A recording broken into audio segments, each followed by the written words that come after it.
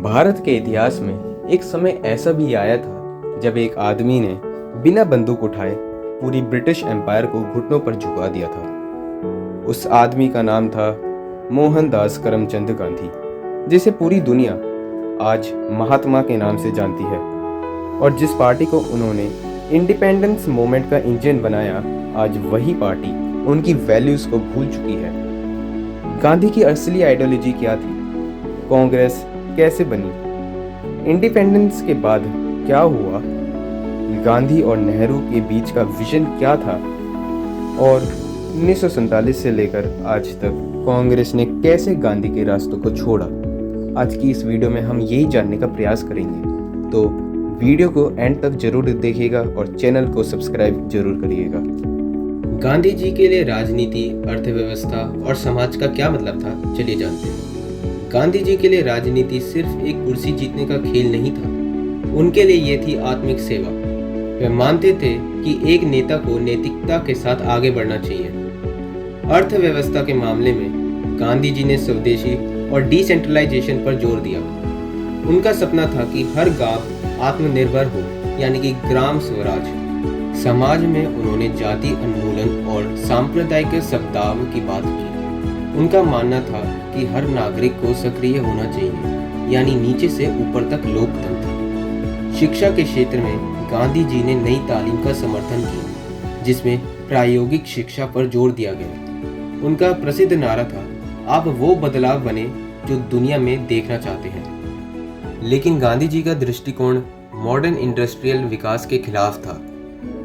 वह एक स्पिरिचुअल संत और न्यायपूर्ण समाज की कल्पना करते थे। उनका मानना था कि भारत की आत्मा उसके गांवों में रहती है। कांग्रेस की शुरुआत में यह सिर्फ कुछ एलिट वकीलों और जमींदारों का समूह था, लेकिन महात्मा गांधी ने इसे एक जन आंदोलन में बदल दिया। गांधी जी ने महिलाओं, दलितों और किसानों को राजनीति में लाए। उन्होंने सिविल डिसोबीडियंस को सत्याग्रह में बदल दिया और ब्रिटिश राज के खिलाफ एक राष्ट्रव्यापी आंदोलन शुरू किया। लेकिन इसी दौरान कांग्रेस के अंदर दो कैंप बन गए। एक था गांधी कैंप, जो नैतिक राजनीति और ग्रामीण विकास पर जोर देता था। दूसरा था नेहरू पटेल कैंप, जो इंडस्ट्रियलाइजेशन और मजबूत केंद्रीय शक्ति की बात करता था। अब बात करते हैं पंडित जवाहरलाल नेहरू की। गांधी और नेहरू की दोस्ती बहुत अच्छी थी, लेकिन उनके विचारों में फर्क था। नेहरू चाहते थे इंडस्ट्रियल डेवलपमेंट, सेंट्रल प्लानिंग और साइंस एंड टेक्नोलॉजी पर भरोसा। गांधी जी कहते थे चरखा घुमाओ, जबकि नेहरू का कहना था डैम बनाओ। यह विचारधारा का भेद सिर्फ भारत तक सीमित नहीं था।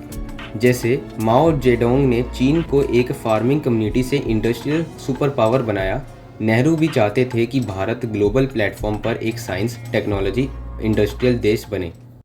अब हम बात करते हैं कांग्रेस पार्टी के सफर की, जो भारत की सबसे पुरानी राजनीतिक पार्टियों में से एक है। गांधी जी के समय से लेकर आज तक इस पार्टी का सफर कितना बदल चुका है, चलिए जानते हैं। गांधी जी के जमाने में कांग्रेस एक ऐसा मंच था जहां नेता, बुद्धिजीवी और आम लोग मिलकर आजादी की लड़ाई लड़ रहे थे। गांधी के सत्याग्रह और स्वराज के सिद्धांतों के साथ सब एकजुट थे। लेकिन 1947 में जब हमें आजादी मिली तो पॉलिटिकल सिनेरियो पूरी तरह बदल गया। अब नए भारत को बनाने का समय था। नेहरू जैसे नेताओं ने इंडस्ट्रियलाइजेशन, अर्बनाइजेशन और सेंट्रलाइज्ड प्लानिंग को प्रायोरिटी दी। यहीं से शुरू होती है कांग्रेस की गांधी से वैचारिक दूरी। गांधी का विचार था रूरल एम्पावरमेंट, सेल्फ रिलायंस और साधारणता। लेकिन नए भारत को तेजी से विकास की जरूरत थी। इंफ्रास्ट्रक्चर, डिप्लोमेसी और इकोनॉमी में आधुनिकता लाना जरूरी था। यह सब कुछ गांधी के दृष्टिकोण के विपरीत था। जैसे जैसे समय बीतता गया, द लीडरशिप ऑल्सो चेंज्ड। 1990 के दशक में लिबरलाइजेशन आया, फॉरेन इन्वेस्टमेंट और ओपन मार्केट का दौर शुरू हुआ। कांग्रेस ने निजीकरण और ग्लोबलाइजेशन को अपनाया। आज भी आज भी गांधी का नाम कांग्रेस के मैनिफेस्टो में मिलता है। उनकी तस्वीर हर रैली में दिखाई देती है। लेकिन असली विचारधारा वो कहाँ गई? शायद वो कहीं खो चुकी है। गांधी और नेहरू दोनों ही भारत के महान नेता थे, लेकिन क्या आप जानते हैं कि उनकी विचारधाराएं कितनी अलग थी?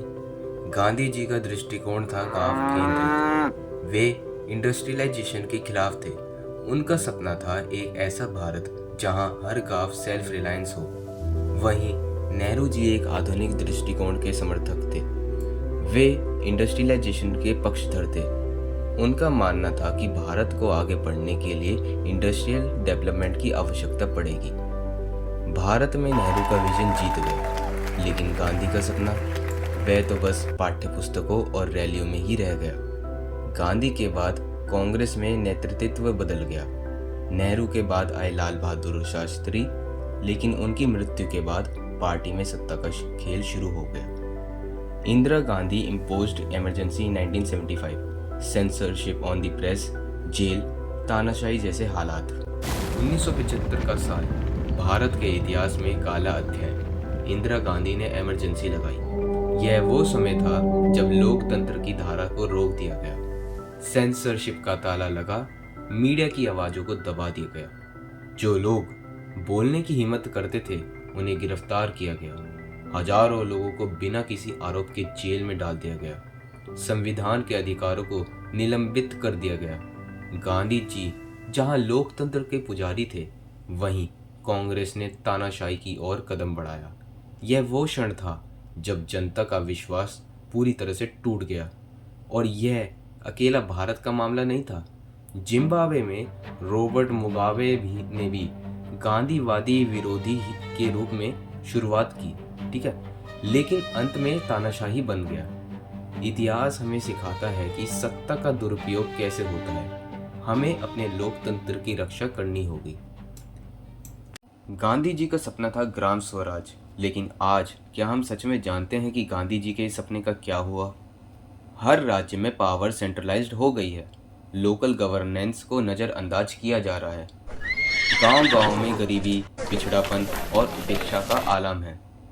कांग्रेस ने ग्रामीण विकास के बजाय वोट बैंक राजनीति पर ध्यान दिया। उदाहरण के लिए मध्य प्रदेश, उत्तर प्रदेश और बिहार के गांवों में आज भी बुनियादी स्वास्थ्य सेवाएं और शिक्षा की कमी है। आज भी गांधी जी रेलेवेंट हैं एनवायरमेंटलिज्म में, अहिंसा आंदोलन में और ग्रामीण नवाचारों में। लेकिन कांग्रेस ने गांधी को याद तो रखा, पर उनके विचारों को लागू नहीं किया। बस फोटो लगाकर वोट मांगती रही। गांधी का सपना अधूरा है पर जिंदा है।